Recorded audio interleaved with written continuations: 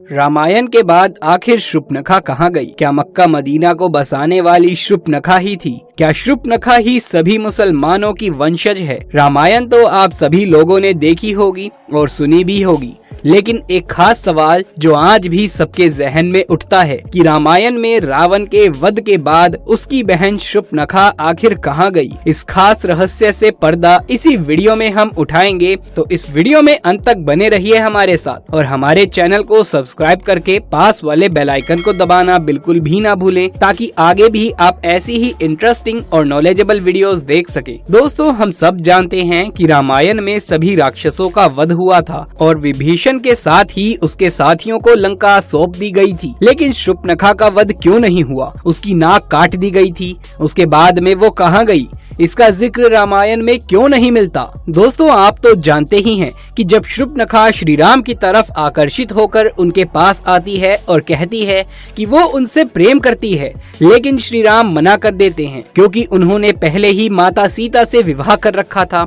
ऐसे में वो लक्ष्मण की तरफ इशारा करते हुए कहते हैं कि आप मेरे छोटे भाई से पूछ सकती हैं। उसी समय लक्ष्मण भी शूर्पणखा को मना कर देता है। शूर्पणखा वापस श्री राम के पास जाती है और इसके बाद वो माता सीता के खिलाफ कई कटु वचन बोलती है और उनको मारने के लिए उनकी तरफ झपटती है। इतने में ही लक्ष्मण बीच बचाव करते हुए शूर्पणखा की नाक को काट देते हैं। इसी आक्रोश में आकर वो रावण के पास जाकर सारा वाकया बताती है और जिसके बाद ही सीता का हरण होता है। जिसके बाद श्री राम लंका पर चढ़ाई कर रावण समेत उसकी पूरी राक्षस जाति का विनाश करते हैं और अपनी सीता को अपने संग वापस ले आते हैं। लेकिन इसके बाद रामायण में एक बार भी शूर्पणखा का जिक्र नहीं किया गया। आखिर वो इसके बाद गई तो गई कहाँ? हाल फिलहाल में एनिमेटेड मूवी या कहें web series legend of Hanuman आपने डिज्नी प्लस हॉटस्टार पर जरूर देखी होगी। उसमें भी शूर्पणखा का जिक्र किया गया है, जिसमें ये दिखाया गया है कि प्रकृति माता द्वारा उसे बंदी बना लिया गया, लेकिन ये सरासर गलत है। कहा जाता है कि नाक कटने के बाद शूर्पणखा हर किसी से अपना चेहरा छुपाने लगी। उसके सारे भाई धीरे धीरे करके भगवान श्री राम के हाथों मारे जा रहे थे। ऐसे में वो भी अपना बचाव करते हुए दैत्य गुरु शुक्राचार्य के पास गई और जंगल में उनके आश्रम में रहने लगी।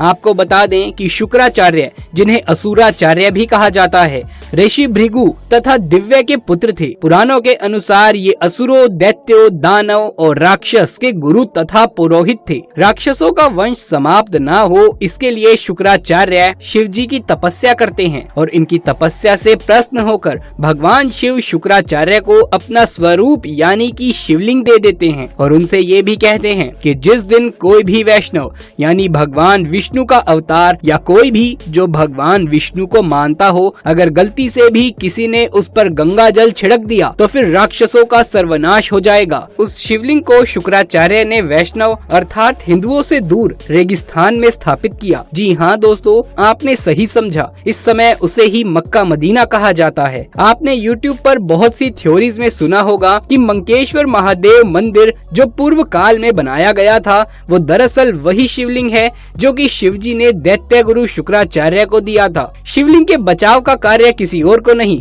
बल्कि शूर्पणखा को ही शुक्राचार्य ने सौंप दिया था। उस समय शूर्पणखा हमेशा अपना चेहरा ढक कर रखती थी। धीरे धीरे उसने कई सारे बच्चों को जन्म दिया। वही बच्चे आज उसकी इसी परंपरा को निभा रहे हैं। जी हाँ दोस्तों, सभी मुस्लिम लोग आपने देखा होगा कि बुर्का पहनते हैं। उसके पीछे का कारण यही है दोस्तों। मक्का मदीना में जो मंकेश्वर मंदिर का शिवलिंग रखा हुआ है, उसके बचाव के लिए शूर्पणखा ने वहीं पर रहना शुरू कर दिया। वो इस समय मक्का मदीना में है, जहां पर हिंदुओं का जाना वर्जित है। साथ ही धीरे धीरे शूर्पणखा ने कई सारी परंपराओं का भी निर्माण किया, जिसमें एक था बुर्का पहनना, क्योंकि ये पहले से ही शूर्पणखा का नित्य था। जहाँ शूर्पणखा की सिर्फ और सिर्फ आंखें ही दिखती थी।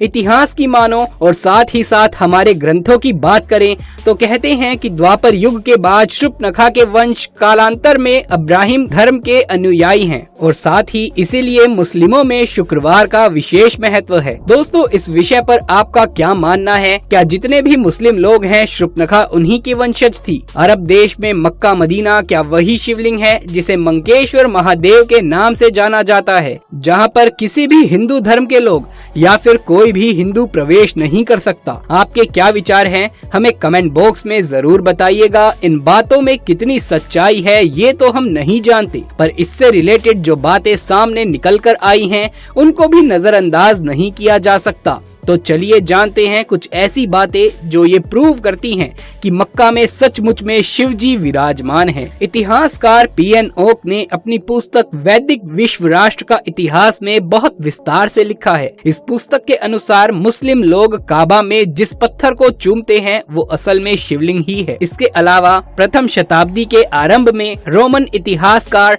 थोरन मैनसन ने ये लिखा है कि यहाँ इस देश में एक मंदिर है जो अरब वासियों का अत्यंत पूजनीय है। इस बात से वो बताना चाहते थे कि भगवान शिव का काबा से कोई ना कोई प्राचीन जुड़ाव तो जरूर है। दोस्तों, पंडित वेंकटेश द्वारा लिखित ग्रंथ अवतार चरित्र के युद्ध कांड प्रकरण में मंकेश्वर शिवलिंग का उल्लेख किया गया है। इससे भी स्पष्ट होता है कि मंकेश्वर शिवलिंग स्पष्ट रूप से कहीं न कहीं अवश्य मौजूद है, लेकिन कहीं भी इस विषय में इसका कोई जिक्र नहीं है। इसमें वर्णित कथा के अनुसार लंका का राजा रावण, जो कि बहुत ही बड़ा शिव भक्त था, उसने अमर होने के लिए वरदान स्वरूप शिव जी से एक बड़ा सा शिवलिंग प्राप्त किया, जिसे लेकर वो लंका जा रहा था और शिवलिंग काफी भारी था। इसीलिए रास्ते में उसने सोचा थोड़ा विश्राम कर लूं और उसने शिवलिंग को जमीन पर ही रख दिया। विश्राम करने के बाद जब रावण ने शिवलिंग उठाने की कोशिश करी तो वो शिवलिंग को उठा नहीं पाया, जिस कारण से दैत्य और शूर्पणखा वहीं पर उसका पूजन करने लगे। कहा जाता है कि वो जगह मक्का ही थी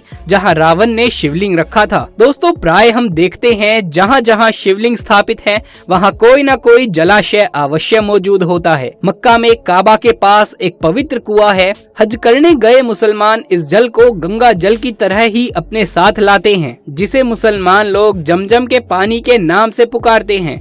मक्का में शिवलिंग है या नहीं ये स्पष्ट रूप से तो हम नहीं कह सकते, परंतु इस्लाम के धार्मिक चिन्ह, परंपराएं, रीति रिवाज और व्यवहार से ये अवश्य साबित करता है कि कहीं न कहीं मुसलमान वैदिक संस्कृति से जुड़े हुए हैं। मक्का में गैर मुसलमानों के प्रवेश पर पाबंदी से ये साबित होता है कि कोई न कोई डर मुसलमानों को जरूर है, क्योंकि पूरी दुनिया में ऐसा कोई धर्म स्थल नहीं, चाहे वो चर्च हो, मंदिर हो या गुरुद्वारा हो, कहीं भी किसी के भी प्रवेश पर कोई भी पाबंदी नहीं होती। दोस्तों, क्या आपके दिमाग में कभी ये सवाल आया है कि मक्का के ऊपर काले रंग का ये कपड़ा क्यों रखा जाता है? चलिए इसके बारे में भी जानते हैं। दोस्तों, ये काला रंग संपूर्ण राक्षस जाति का प्रतीक माना गया है और साथ ही किसी भी हिंदू को ये पता न चल जाए कि इस्लाम के अनुयायी भी हमारी तरह ही शिव जी की पूजा करते हैं या उनमें आस्था रखते हैं। इसीलिए काबा पर काला कपड़ा रखा जाता है और काबा को काले रंग से ढकने की परंपरा इसीलिए ही बनाई गई है क्योंकि शूर्पणखा यानी कि इस्लाम धर्म की देवी, वो भी रामायण काल के बाद अपने मुंह को काले रंग के कपड़े से ढक कर रखती थी और आज तक शूर्पणखा के वंश की महिलाएं भी काले रंग के बुर्खे को पहनती आ रही हैं। हालांकि दुनिया को गुमराह करने के लिए बुर्खे को कई प्रकार और रंगों में बांट दिया गया है, किंतु सत्य जो है वो यही है कि शूर्पणखा की देन ही है ये बुर्खा, जिसे इस्लाम की महिलाएं इस्लामी रीति रिवाज के अंतर्गत धारण करती हैं और समाज के एक तरफा पहनावे के कारण ही दुनिया इन्हें मुसलमानों के नाम से जानती है। मुसलमान का शुक्रवार के दिन जुम्मा भी शुक्राचार्य के नाम की शुरुआती अंकियों को लेकर बनाया जाता है, जो कि बहुत ही चर्चित है। तो दोस्तों, ये थी हमारी आज की वीडियो। यदि ये वीडियो पसंद आया हो तो इसे एक लाइक करके अपने दोस्तों और रिश्तेदारों में ज्यादा से ज्यादा शेयर कर दें। कमेंट बॉक्स में जय श्री राम लिखना बिल्कुल भी ना भूलें। आगे भी ऐसे वीडियोस लगातार देखते रहने के लिए चैनल को सब्सक्राइब करके पास वाले बेल आइकन को भी दबा लीजिए। जल्द मुलाकात होगी आपसे किसी अगली वीडियो में, तब तक के लिए आप सभी का धन्यवाद।